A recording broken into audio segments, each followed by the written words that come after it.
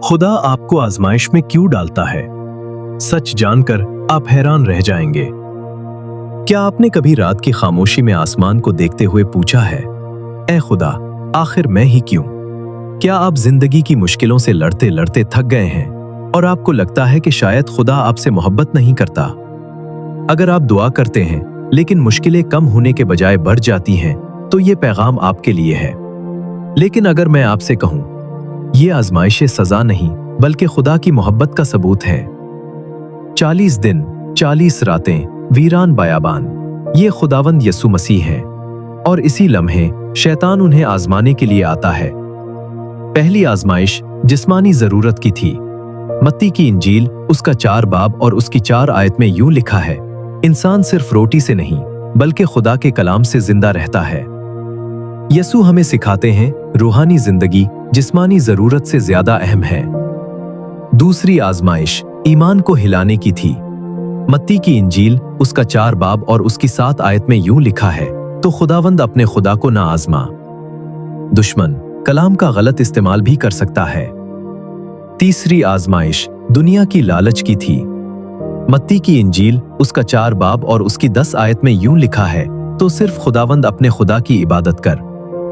ये हमें सिखाता है आजमाइश 3 तरह की होती है, जिस्म, तकब्बुर और दुनिया। अब सवाल ये है, खुदा हमें आजमाइश में क्यों डालता है? पहला मकसद ईमान को खालिस करना।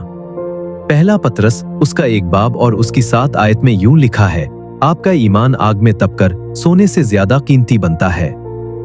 जैसे सोना आग में साफ होता है, वैसे ही ईमान आजमाइश में मजबूत होता है। दूसरा मकसद सब्र पैदा करना। याकूब का खत उसका 1 बाब और उसकी 2 से 4 आयत में यूं लिखा है, आजमाइश सब्र पैदा करती है और सब्र आपको कामिल बनाता है। तीसरा मकसद आपको मसीह जैसा बनाना। रोमियो का खत उसका 8 बाब और उसकी 28 आयत में यूं लिखा है, सब चीजें मिलकर भलाई पैदा करती हैं। खुदा आपको यसु जैसा बनाना चाहता है।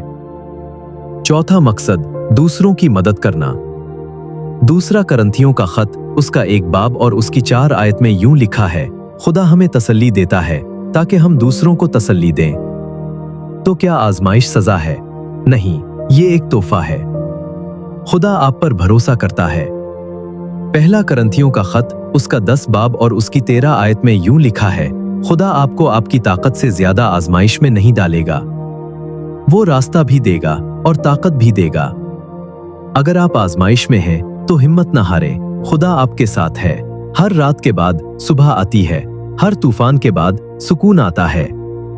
याकूब का खत उसका 1 बाब और उसकी 12 आयत में यूं लिखा है, मुबारक है वो जो आजमाइश बर्दाश्त करता है। अगर ये पैगाम आपके दिल को छू गया है तो उस पैगाम को जरूर शेयर करें अपने दोस्तों और फैमिली के साथ। कमेंट्स में जरूर लिखें कि खुदा ने आपको किस आजमाइश में मजबूत किया। आइए दुआ करें। ऐ आसमानी बाप, हम तेरा शुक्र करते हैं, जो लोग आजमाइश में हैं उन्हें सब्र दे, उन्हें ताकत दे, उन्हें दिखा कि तो उनके साथ है। यसु के नाम में आमीन। आप सबका दिल से शुक्रिया कि आपने इस पैगाम को सुना। अगर ये वीडियो आपको पसंद आई है तो इस चैनल को लाइक करें, सब्सक्राइब करें और इसे अपने दोस्तों और फैमिली के साथ जरूर शेयर करें। खुदा आपको बरकत दे।